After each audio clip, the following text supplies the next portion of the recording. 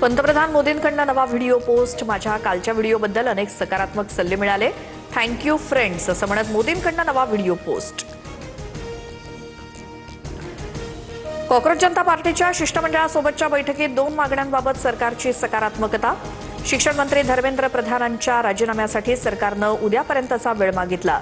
उद्या दुपारी 3:30 वाजता बैठक होणार।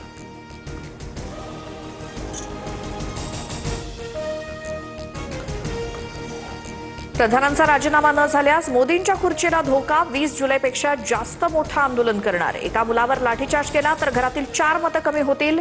कॉक्रोच जनता पार्टीचा सरकारला इशारा।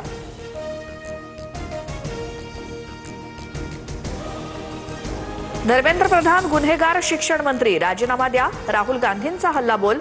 पॅलेट गननं जखमी झालेल्या विद्यार्थ्याला माध्यमांसमोर आणत जखमा दाखवल्या। पॅलेट गनमुळे साहिलचा एक डोळा गेल्याची देखील माहिती।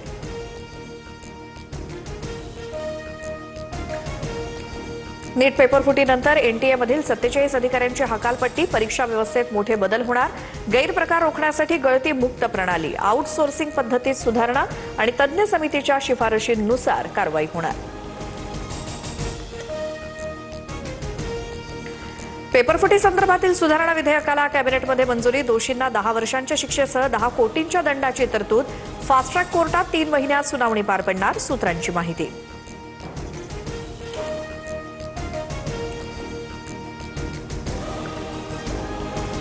कॅबिनेट बैठकीत शहांनी पेपर लीक दुरुस्ती विधेयकाविषयी सविस्तर माहिती दिली।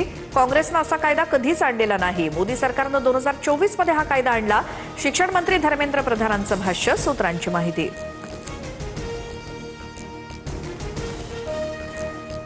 पंतप्रधान मोदींकडून मंत्र्यांना इन्स्टाग्रामवरती अधिक सक्रिय होण्याच्या सूचना। इन्स्टाग्रामवरती तरुणांची संख्या खूप जास्त। फॉलोअर्स वाढवा आणि सरकारी योजनांची माहिती द्या असं मोदींनी कॅबिनेट बैठकीत सांगितलं। सूत्रांची माहिती।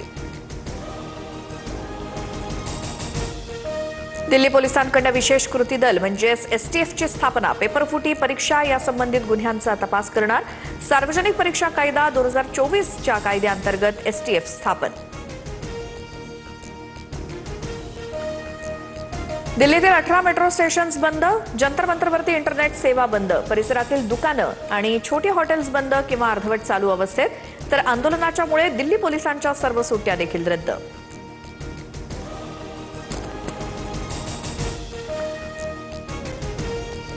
पेपरफुटीच्या प्रकरणांसाठी फास्ट ट्रॅक कोर्ट स्थापन। न्यायाधीश अनु ग्रोवर यांची नियुक्ती। सूत्रांची माहिती।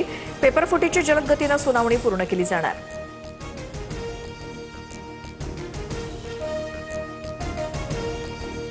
दिल्लीतील विद्यार्थ्यांच्या आंदोलनाला पाठिंबा देण्यासाठी आदित्य आणि अमित ठाकरे रस्त्यावर।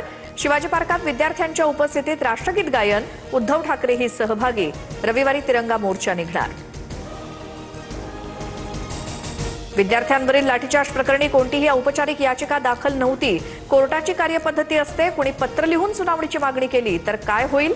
लाठीचार्जचे व्हिडिओ पाहण्यासाठी वेळ नाही या टिप्पणीवर सरन्यायाधीश सूर्यकांत यांचं स्पष्टीकरण। कोणतीही निवडणूक नसताना देशातील सर्वात मोठी कर्जमाफी केली। पहिल्या यादीतील 17 लाख शेतकऱ्यांना 13 कोटी रुपये देणार। 31 तारखेपूर्वीच शेतकऱ्यांच्या खात्यात पैसे जमा होणार। मुख्यमंत्री फडणवीसांची माहिती। मला महाराष्ट्रात राहायचंय। देवेंद्रजींना महाराष्ट्रातच ठेवणार।